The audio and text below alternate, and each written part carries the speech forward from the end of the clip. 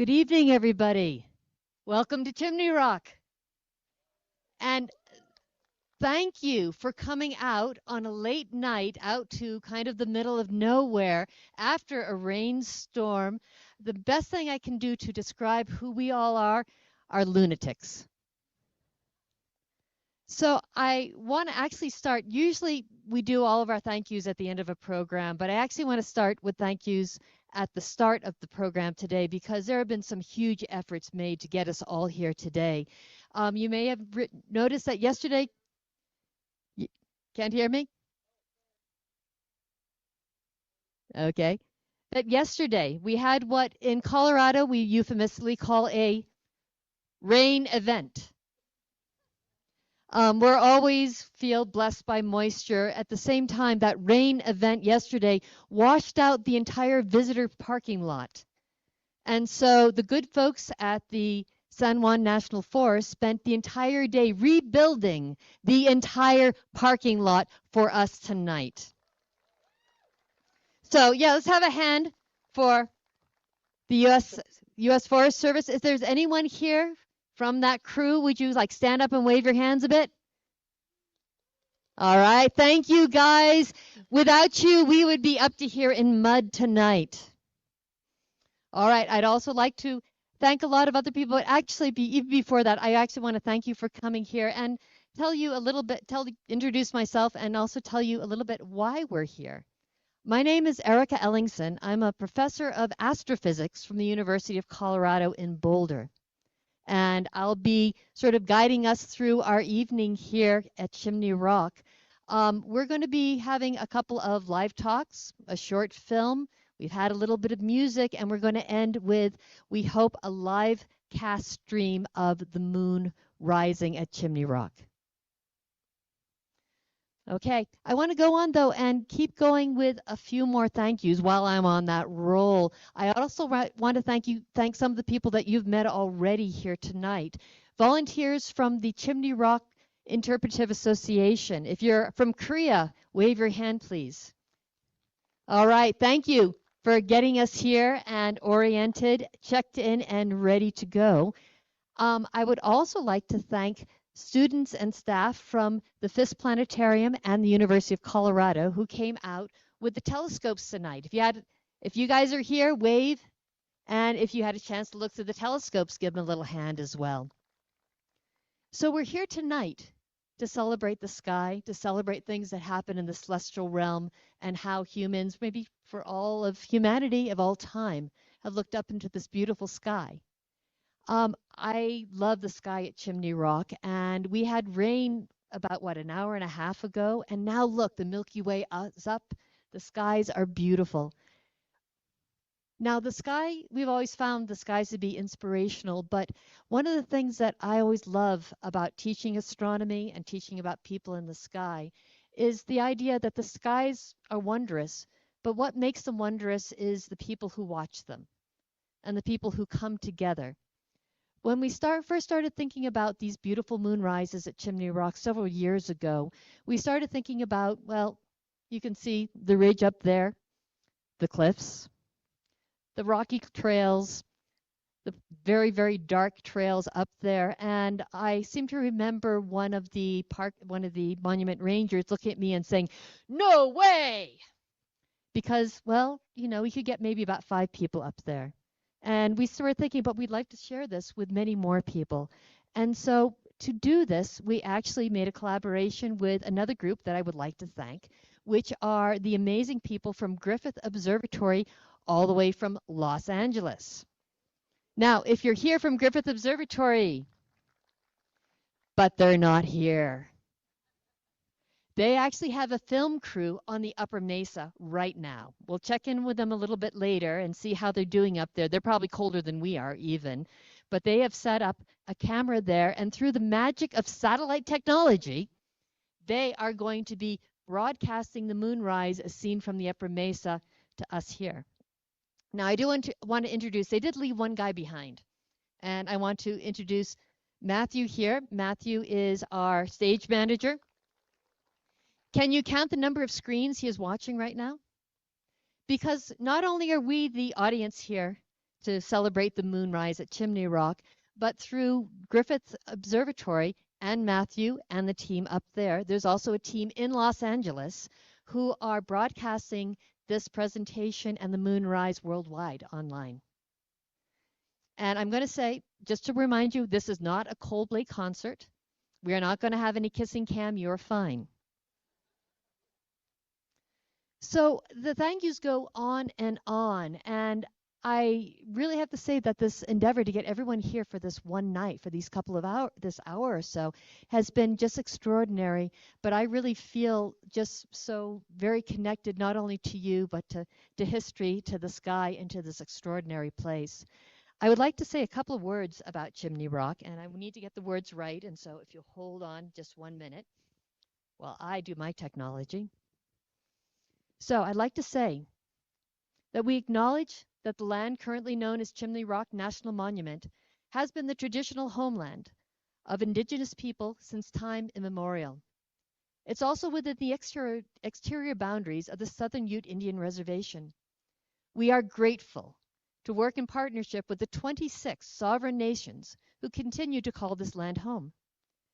Our partners include the pueblos of Acoma, Cochiti, Isleta, Jemez, Laguna, Nambe, Owinge, Picuris, Pojoaque, Sandia, San Felipe, San Ildefonso, Santa Ana, Santa Clara, Santo Domingo, Taos, Tesuque, Isleta del Sur, and Zia, the Hopi tribe, the Zuni tribe, there is such a list, the Southern Ute Indian tribe, the Ute Mountain Ute tribe, the Ute Indian tribe of the Uinta and Ure, the Navajo Nation, and the Jicarilla Apache Nation. Together, we care for and protect the natural and cultural resources and objects of the monument and continue to share the history and importance of this culturally rich landscape. So with that in mind, I would also like to introduce our first guest for here tonight. Crystal, please come.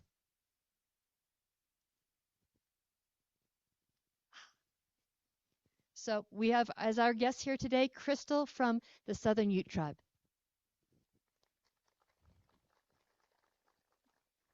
Good evening, everyone. My name is Crystal Rizzo, and I am a member of the Southern Ute Indian Tribe, and I'm also the director of the Southern Ute Cultural Preservation Department. First, I'd like to welcome our Pueblo brothers and sisters who are here and the other tribes who are here this evening. We're really excited to, this is the homelands of the Southern Ute Indian Tribe. You're currently on our reservation, so welcome, and welcome all of those who are here and support tribal sovereignty and the really important work and collaborative work that the tribes are able to do with Chimney Rock and with San Juan National Forest. So again, welcome to Southern Ute. Thank you to our other Native brothers and sisters that are here, and we look forward to sharing this event with you all.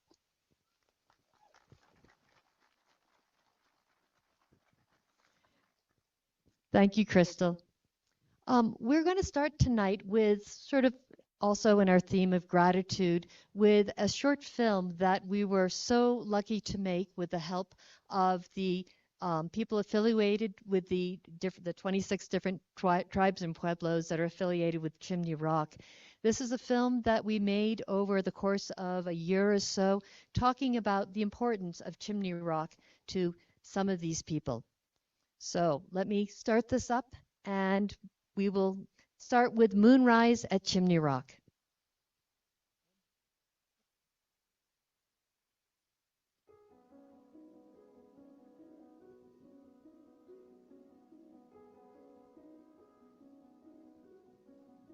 Keshi Kotonadea. Hello, I am Cordelia Hui. I am a Zuni tribal member and also the Lieutenant Governor for the Pueblo of Zuni, also known as the Zuni tribe, which is located in northwest New Mexico. Hotoa Kwetan Mulabichi Gwawan Chatle. I am Corn Clan and a child of the Parrot Clan. As Ashiwi, Zuni people, we have a deep connection to Chimney Rock. It was a settlement of Puebloan peoples. These were my ancestors. Chimney Rock is a part of my identity as a Shiwi, a Zuni person. Chimney Rock National Monument is located in southwest Colorado in the southern Rocky Mountains. It's a varied terrain with pine forests, deep river valleys, and desert grasslands, and it's home to mule deer, wild turkey, peregrine falcons, and other wildlife. One of the most prominent landscape features is a narrow rocky ridge far above the river valley floor. These iconic rock formations began their building process about 100 million years ago in a vast and shallow sea. They are the thickest and hardest portions of an ancient beachfront, and so resisted weather, water, and glacial erosion more than the surrounding rock. The upper mesa at Chimney Rock held an important Native American settlement with ancestral Puebloan people living there between 925 and 1125 AD. Along with their settlements in the river valleys and nearby hills and mesas, they built multi-storied buildings and ritual spaces on the top of the high ridge, a significant effort for this difficult-to-access place far above the valley floor. The Chimney Rock area holds deep spiritual significance for the 26 modern Pueblo and tribal communities that have cultural and traditional ties to the region. Today, descendants of the ancestral Puebloans return to this important place of cultural continuity for ceremonial and traditional purposes. Behind me is Chimney Rock. It's a very significant place that goes back in time immemorial when our ancestral people, from the time of emergence and migrations, they had their migratory routes, seeking their own times of destiny. And that's how we continue to relate to our Aboriginal ancestral, places that we now consider as a broader cultural landscape point of understanding. The dramatic horizon at Chimney Rock naturally draws our attention, particularly to the northeast, to the gap between the pinnacles that can be seen from the very top of the ridge. The view guides our eyes to the intersection of earth and sky, where the cycles of the sun, moon, and stars have long played an important role. I think that the old people, since they didn't have any meteorologists or they didn't have Channel 7 to depend on to deliver the weather, they had to become very familiar with their areas. And the alignment of the planets and stars plays a lot into how we plant. Since here in this part of the country, we have a 5-month growing season. There are a lot of high monuments and marks within these top mountainous areas where you can use those for alignments, especially in the night sky. When you see the Big Dipper, the Little Dipper, the Seven Sisters, there's certain constellations within our society that is very, very significant and detrimental in making sure that we follow that same cycle. The sun's yearly cycle controls the seasons and can be tracked by watching the position of sunrise or sunset on the horizon. Over the course of the year, the sun's rising position swings through a fixed range of locations, with the most northern position at the June solstice and the southernmost position in December. This pattern was known and celebrated throughout history and around the world. This knowledge is expressed in many ways, including marking special locations and directions for observing the sky. I have different sites that I use as markers for that. Some along this mesa that you see behind me, some along the western ridge on the other side. I use as my markers for when to plant. Could Chimney Rock function as a solar observing place? The view to the pinnacles is to the northeast from the ancient structures at Chimney Rock, suggesting that the summer solstice sun in its most northern position might be visible between the rocks. Both ancient and current sun-watching practices emphasize this important sun position. However, the gap is just a little bit too far to the north for the sun to be seen to ever rise between the pinnacles as seen from the narrow ridge. So are there other celestial objects that might be seen rising between the pinnacles? While the sun never reaches this position, the moon can. The sun and moon travel along paths throughout the sky that are very similar, but not exactly the same. The moon's orbit is tilted about 5 degrees relative to the apparent path of the sun. This is why eclipses don't happen every month. The moon passes just above or below the sun most of the time. In this simulation, we divide the sky into north and south with a blue line and mark the sun's path in yellow and the moon in green. You can see the sun's north limit on the right and its southern limit on the left. Now let's look at the moon when it's near this northern limit. Can you see that the moon's orbital tilt lets it lie a little north of the sun? This is exactly what we're looking for. But the moon's orbit rolls backwards very slowly in time because of gravitational tugs from the Earth and the sun. During this cycle, the moon's northernmost position drops down to a minimum at a time we call the minor lunar standstill. After that, it rises again to its high northern position for the time we call the major lunar standstill. This entire cycle takes about 18.6 years. When the moon is near its most northern position at the major lunar standstill, it can be seen to rise in the gap between the rocks at Chimney Rock. These spectacular moonrises repeat each month at different phases for a period of about 2 years.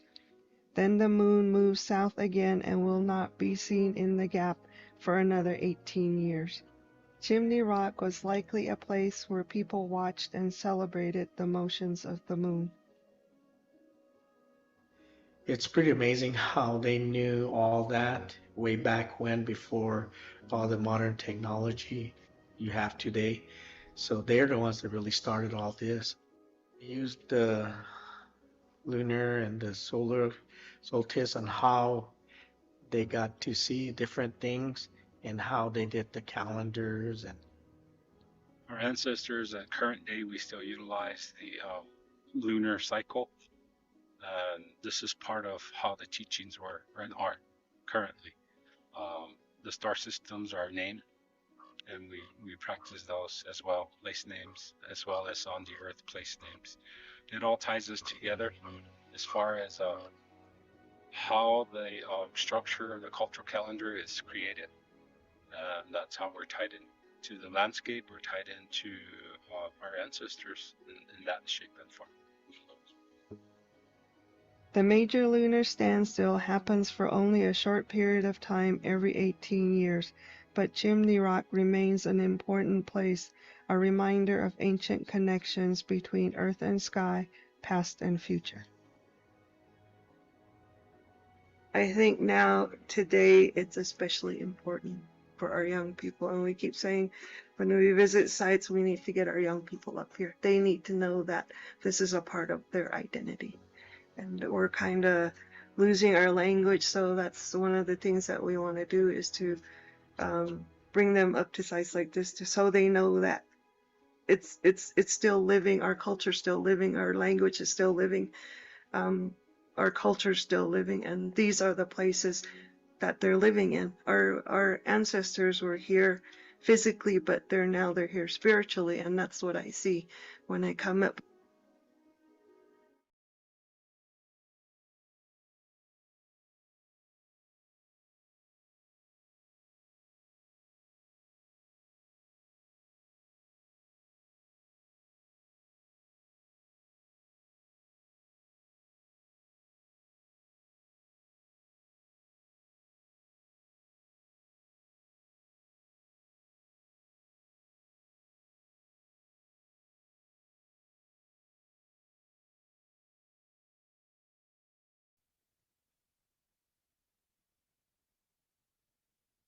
So this was our first introduction to Chimney Rock. And now what I'd like to do is something that, since I'm an astronomy professor, I have to do, which is try to teach you the astronomy behind Chimney Rock. So let me move forward to the big question. What is the major lunar standstill? So let's talk first a little bit about the things that most people do know about the moon. If you go out every night and you watch the moon night by night, you'll see that it changes shape. Over the course of the month, over the course of the month, the moon will go from a very thin crescent all the way up to full moon, and then will wane again to a crescent again. Now, this is a very clear, very obvious cycle that people from, time immemorial for thousands of years have been watching and noting. And actually, we think there's some evidence that we have from really, truly thousands of years ago that people make tallies of the phases of the moon. These are two artifacts that show people making little tallies.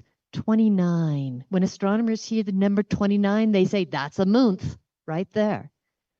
So are these things this is evidence that people were actually tracking the moon? We know that people find this a very important thing. You can say, yes, if you know when the moon is full, you know when you can hunt at night, you know when the moon is new and you are the hunted at night. And so there's something that's tied very much to sustenance to everyday life. But there's another cycle of the moon that a lot of people don't pay attention to that really has nothing to do with our food, with our daily lives, but somehow may have had a tug on people's emotions, on people's feelings about the moon. So this is what I want to talk to you about. It's called the lunar standstill cycle. And we're going to start off with talking about the sun dancing with the moon. Now I'm going to be showing you these diagrams like you see here. In the center, the big blue thing is the Earth. And you'll see these circles going around it. There's a blue one that's horizontal. That is the projection of the Earth's equator going outwards. Everything above it is north. Everything below it is south. And then the sun and the moon have their own orbits as well. To talk about really anything with the moon, we have to actually talk about what the sun is doing as well. They move together, and where the sun is and where the moon is together tell us what the moon is doing, what it looks like. Now, the sun has its own yearly cycle, and this is something that we're all very familiar with, the change of the seasons across the year. This is tied to whether the sun is north or whether the sun is south. Here in the northern hemisphere, when the sun is north, the sun is high in the sky, the days are long, and we have summer. And the sun rises in the northern part of the horizon. In the winter in December, here in the northern hemisphere, the sun is south and the days are short. Now, if you were a sun watcher, someone whose job it was perhaps to watch the sun, to tell the time using the sun, one of the best ways you can do this is by watching whether the sun is rising to the north or to the south. So here's a picture of a horizon, and let's see if I can move this along again.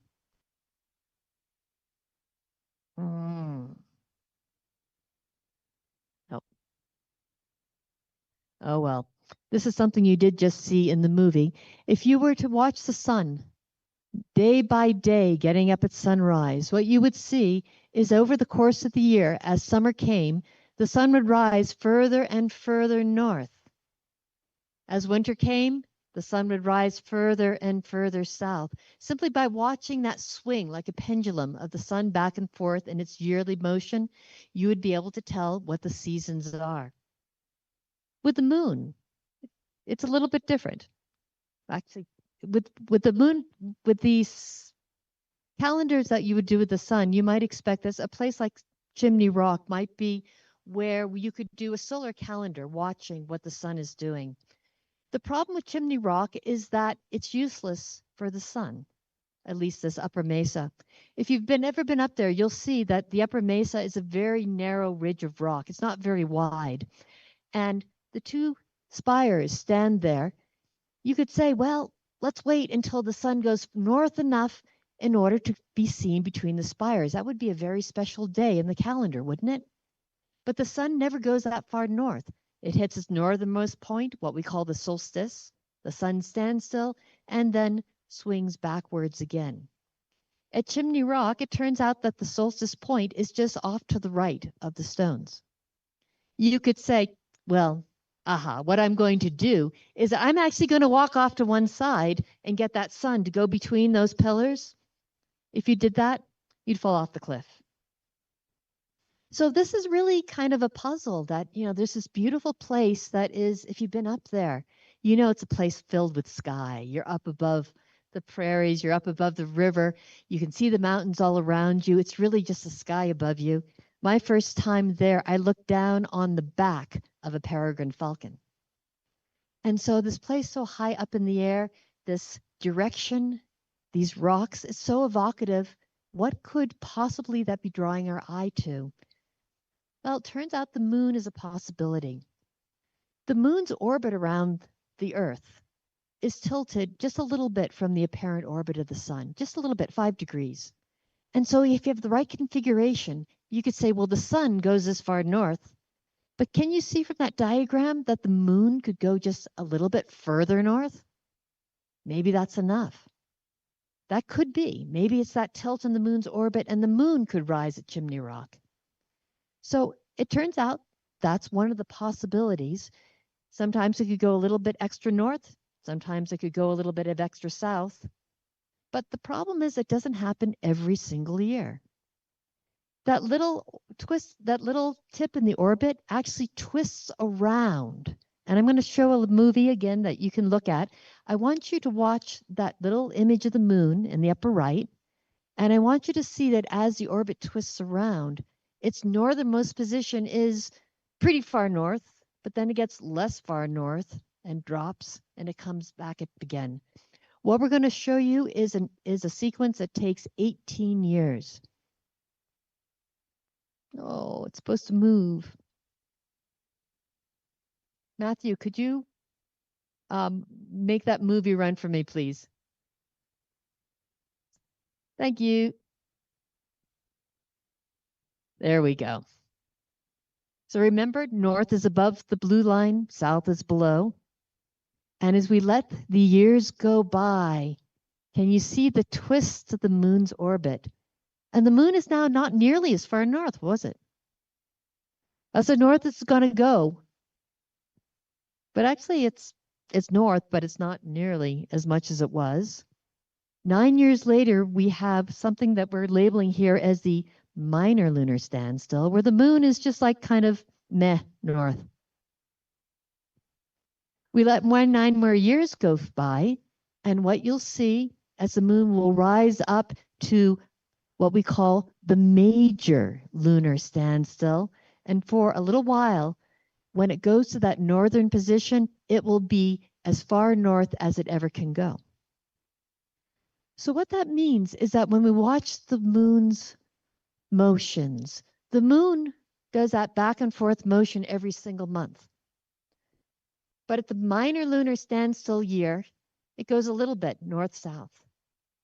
At the major standstill year, it goes a lot north and south. As the years go by, a little less every month, and then it grows again. Okay, so you guys sort of have that feeling? I bet I'm warmer than you are now.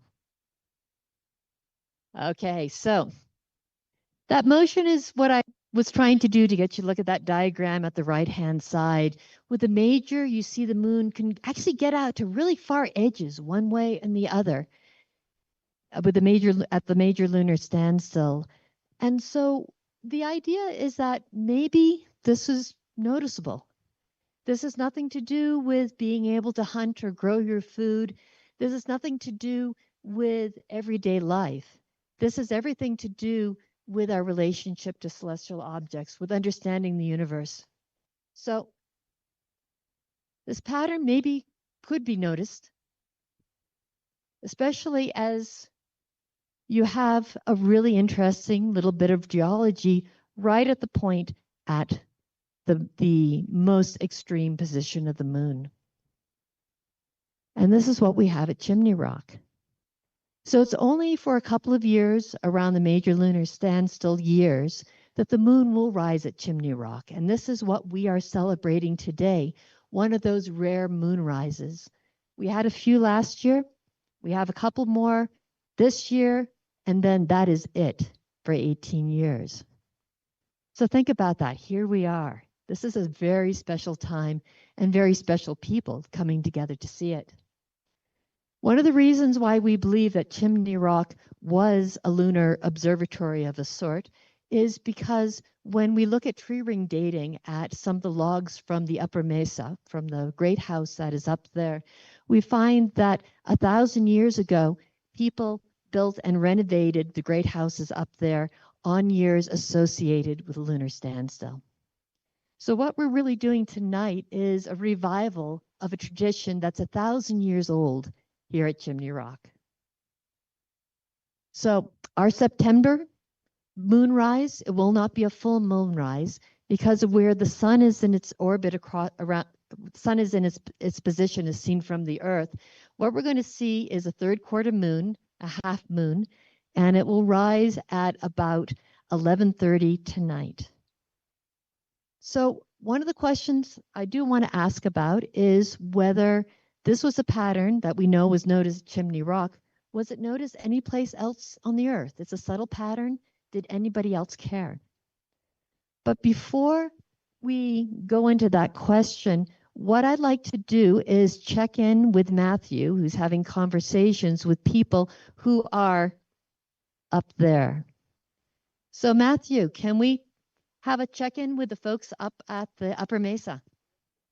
Okay. Hey, hi there. Good evening. Eric, How are you? Thank you, Erica. I'm at the summit of the Chimney Rock Ridge with, of course, the rest of the Griffith Observatory remote live stream internet broadcast team. Wave everybody. Which They can't includes see you. Patrick So and Vanessa Alarcon, and of course with Matthew down there at the amphitheater.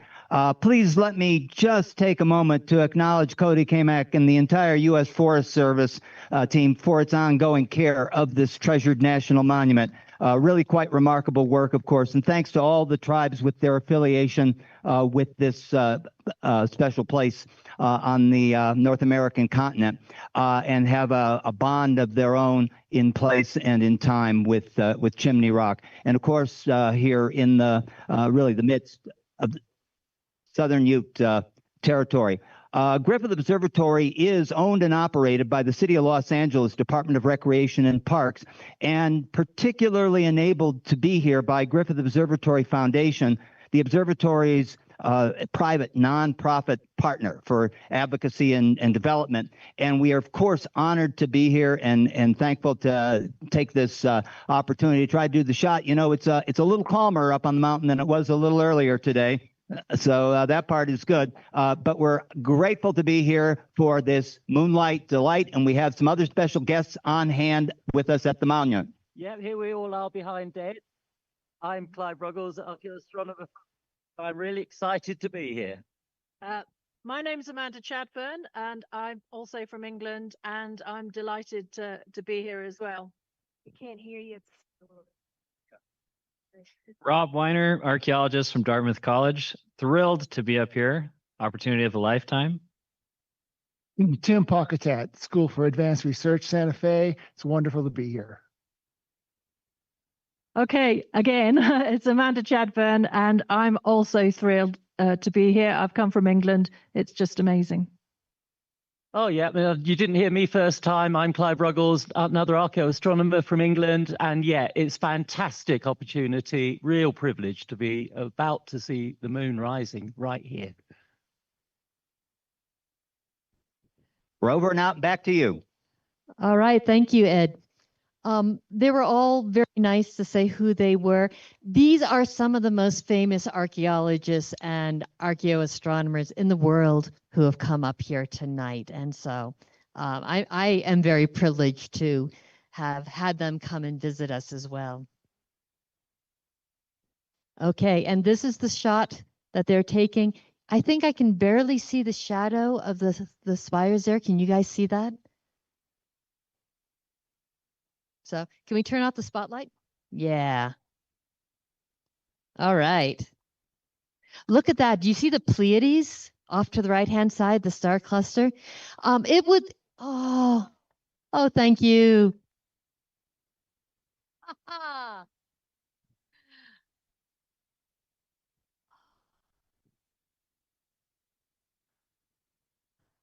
I could just sit here and watch this forever, but the moon is going to rise, so we got to move along here. So could you have the light back up again? Oh. Okay, but we have a little surprise here. Remember I said that question, does anyone else care?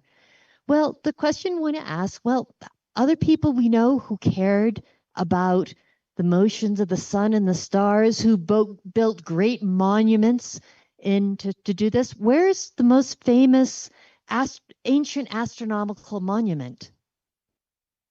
Ohio? Okay, maybe Ohio, but other people might say Stonehenge. And so I would like to welcome my friend and colleague, Fabio Silva, who is one of the archaeologists and astronomers who is investigating Stonehenge and the moon. So Fabio, come on up. There he is. So Fabio, welcome to Chimney Rock. Thank you. Thank you. And I'm delighted to have you here tonight. Can you tell me a little bit about your research or a little bit about what it's like to be here tonight? Yeah, it's great being here. I want to thank everyone who's been involved in organizing this, because last year, this moment in the show, Eric tuned in to me and a couple of other people at Stonehenge at 3 a.m. It was very cold, and you could barely see Stonehenge. So, okay, thank you. So I'm here with a couple of colleagues who you've just saw were up for Mesa. And I'm also here with Heather Sabir, who used to be the curator for Stonehenge. And we were all involved. Further away. Okay, like that? Okay. Can you hear me? It doesn't sound like you can. Are you sure, Matt? Take mine. Okay, is that better? It is better. Okay. Say all of that again. No, okay, thank you. So, yeah, we've been involved in a research project to try to observe the major standstill moon at Stonehenge. And I'm going to talk to you a little bit about that. Can I have the, thank you. So, first of all, not all of you may know what Stonehenge is. So we're talking about a circle of stones that was built around 2500 BC. That's the facade you can see there of Stonehenge as you would have approached it back. And Stonehenge is famous for the alignment with the solstices. You can see here a photograph of the midwinter sunset, setting right in the gap between the stones. But Stonehenge was quite a complex monument. This is the typical archaeological plan you would see. I'll show you a better picture in a second. But I want to show you that it's actually a series of circles. On the outside, you see a bank and a ditch, which were the first things to be built roughly around 3000 BC. The stones came in 500 years later, and they were placed on a smaller circle in the center. And inside that, 5 other trilithons of 2 uprights and 1 lintel, forming a horseshoe. Now, there's lots of stones missing or fallen right now, but Stonehenge would have looked something like that. This 3D view shows you a better picture. So you can see that there's also some stones in the front, and there's an avenue leading onto the side. So I believe people would have come through that avenue, and that would be the entrance to the enclosure where the stone circle is. And that's exactly where you need to be to watch the midwinter sunset. I think that's actually the next slide. So that's a drone shot showing the line that divides the circle into two equal parts. Now, they could have pointed this line in any direction they wanted, but they chose the line that aligns with midsummer sunrise on one end at the top and midwinter sunset at the bottom. So that was clearly intentional. We have plenty of evidence to show that was intentional. But what about the moon? Oh, before that, sorry, I forgot this. Stonehenge is not a singular site, much like here where we have all these Chaco sites. At Stonehenge and around Stonehenge, there's plenty of other sites from the same period built by the same people. And there are other sites with solstitial alignments as well. I want to particularly point out Durrington Walls, which is right there on the top right, which was the settlement of the people that built and or used Stonehenge. And that site also has solstitial alignments, even though they're not the same as Stonehenge. They are the complementary ones to Stonehenge. But what about the moon? As you may have noticed on these pictures and plans I'm showing, there are more stones at Stonehenge, not just inside the circle. There are these 4 stones called the station stones. 2 of them that I just marked there are still exist, and the 2 others are now missing, but through archaeological excavation, we found the stone holes where they used to be. And it's these 2. Those 4 stones are much smaller. They're about knee-high. But they are of the same material, and we believe they were brought onto the site at the same time as the larger ones that make the circle. So they're part of the same complex. This is what they look like. That's one of them. Like I said, it's about knee-high, but you can see it's the same type of material as the circle itself. And on the right there, you see a marker for one of the missing stones. And in the distance, you see one of the other station stones. So you can see they form these lines. And there's 4 of them. And they actually make a pretty, oh, sorry.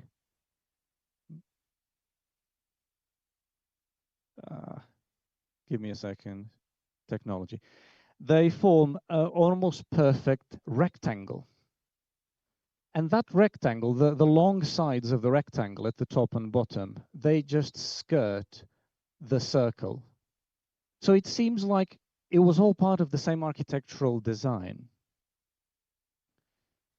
So if we look at the short sides of that rectangle and we look for alignments, we would see that the short sides are parallel to the line that divides Stonehenge into 2. And therefore, they align with midsummer sunrise at the top and midwinter sunset. But what about the long lines of the rectangle, which would make for better alignment because it's a longer sight line? Well, when you're at the latitude of Stonehenge and you have the sort of landscape that you have at Stonehenge, which being in southern England is relatively flat, nothing like what you have here,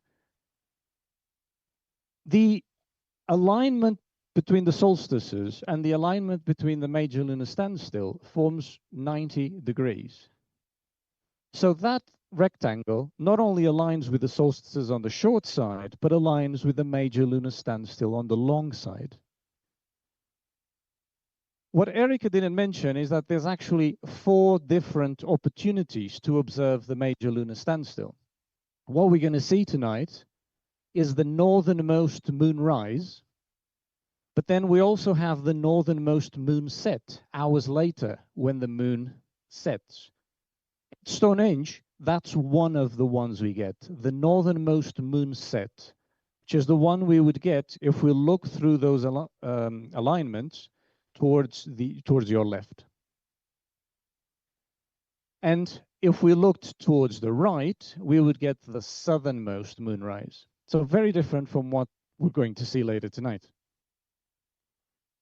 Now, we created some simulations of this, some animations. So this is the northernmost moonset. you can see the moon there. That single stone was actually part of the entire circle. There's lots of stones missing in the back.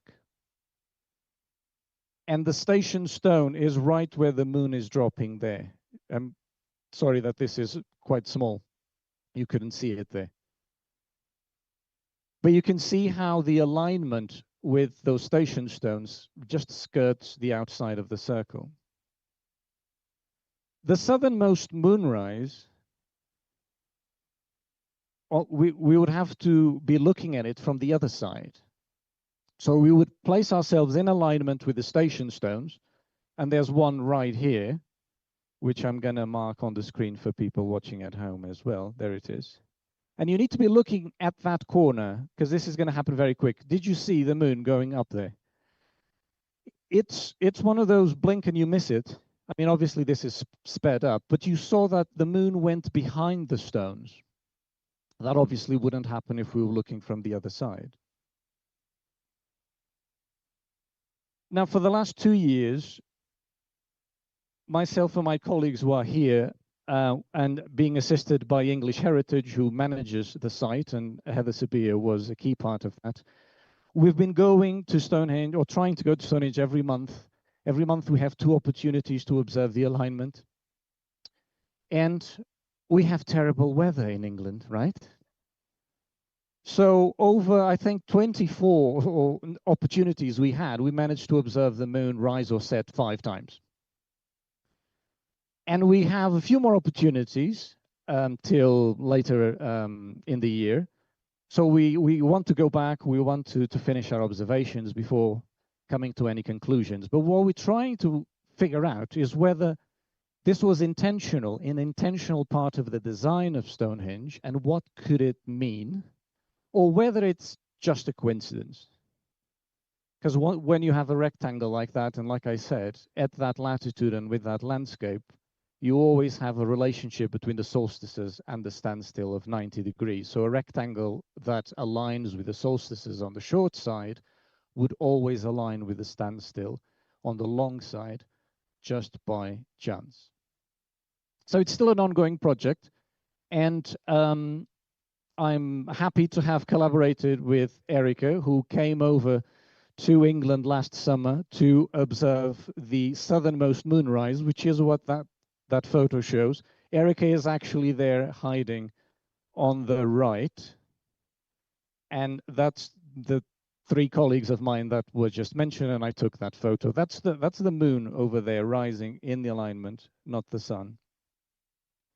But I think that's it. I think those are my 10 minutes. I feel like I was given the graveyard shift because you're all just waiting for the main event, as am I. So, Erica, can I pass you the microphone so the show can go on? Thank you. Thank you, Fabio. But hold on just for a couple of minutes. I want to do a little comparison between Chimney Rock and Stonehenge. Which place has better weather?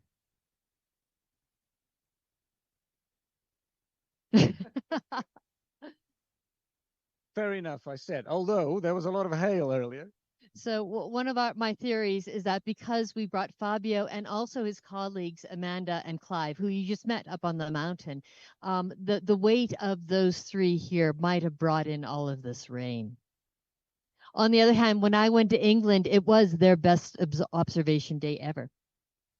So, okay, the next question is, which place has better evidence that this truly was a place where people watched the lunar standstill?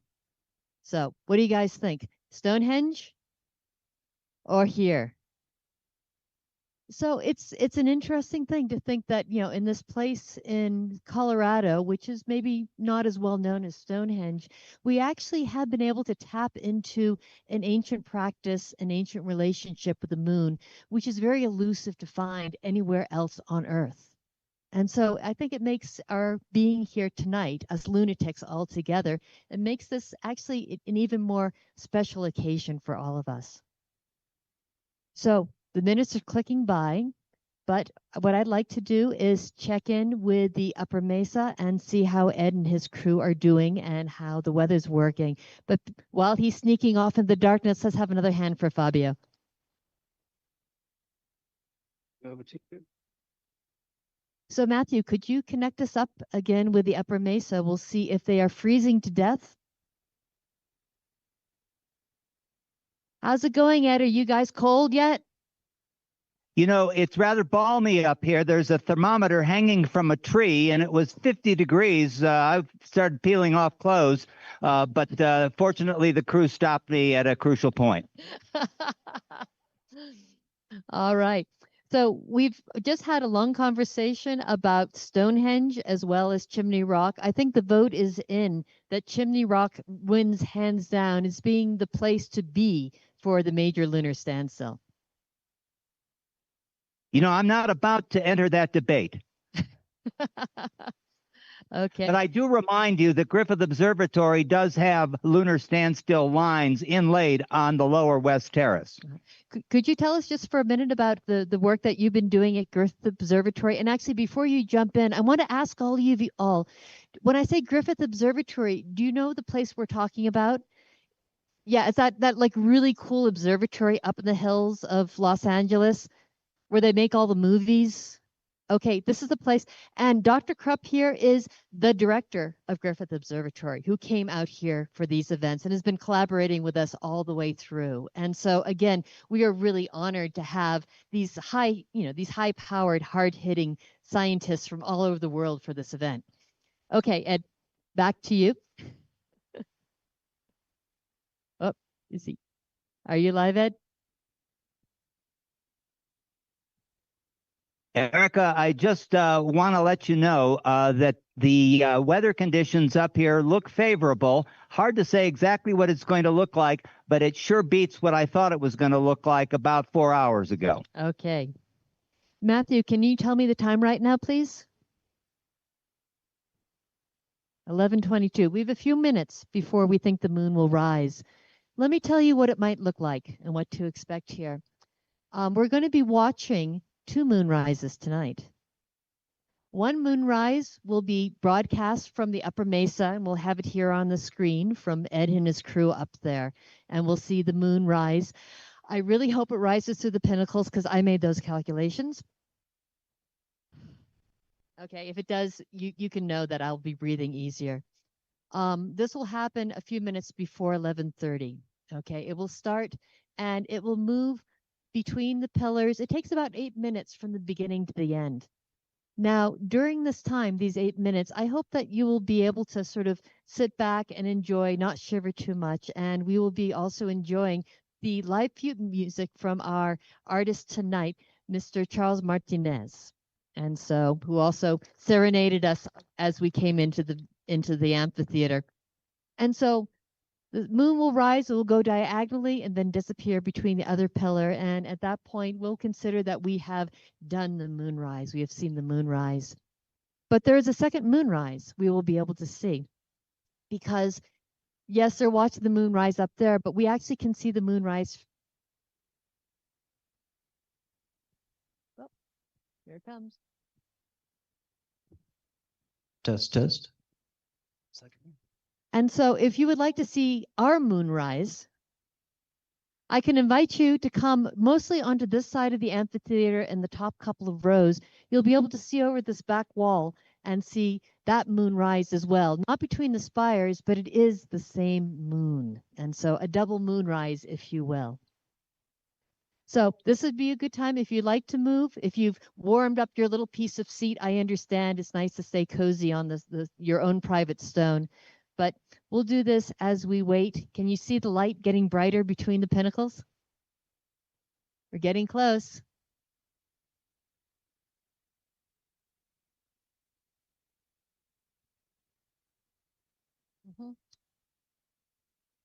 All right, I think we're done with the spotlight. Yes.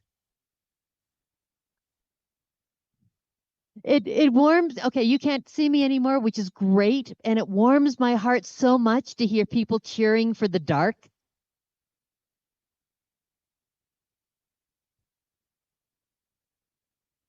So again, we're still a few minutes shy of the moonrise. But we can also enjoy the stars, the Milky Way. Can you see in the upper right-hand corner on the screen. You see the stars up to the right-hand corner? That's a star cluster, the Pleiades, the Seven Sisters. So important to many cultures. So also rising off the edge of Chimney Rock during the lunar standstill. Question? Yes. Mhm. It's an interesting question. Since the poles are changing, the position of the Earth's pole does rotate relative to the stars. Is that going to change the position of the lunar standstill? I believe it's only in a very minor way, because even if the Earth rolls a little bit, what will happen is that the sun and the apparent positions of the sun and the moon will not change. It's just the Earth's axis pointing relative to the stars. So the Pleiades will be in a different direction, but the sun and the moon stay mostly in the same place.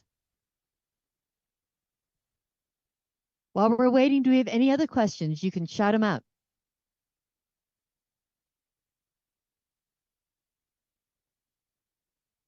How many times during a lunar standstill season will it go through the chimneys? Theoretically, it goes through and would be visible every 27 days for 2 full years. And for Fabio, that would actually be twice that many incidences that they could go out and observe. But in reality, what happens is that a lot of times the moon actually rises during the daytime, or it rises in such a phase that it's very thin and very difficult to see. And so really prime time for seeing a moonrise in a darkened sky. At Chimney Rock, we are looking at the northern extreme, and that would mean September, October, November, December, these autumn months. We have live events in September. We're having a second live event on October 11th, which is the next one and the last one. November and December, the road is closed, the monument is closed, and so we don't have public events for those last 2. So can you see that getting brighter and brighter? I don't think I see the edge of the moon yet, but it's coming. My heart is pounding a little bit. More questions about the lunar standstill, Chimney Rock?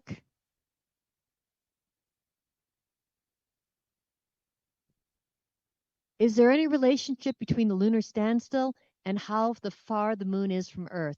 No, there isn't. The moon can sometimes be a little bit further away or a little bit closer to the Earth. Its orbit is not completely circular. It's got a little elongation to it. It's a little oval shaped. And so you've heard of supermoons? Okay. Are we here? Hold on.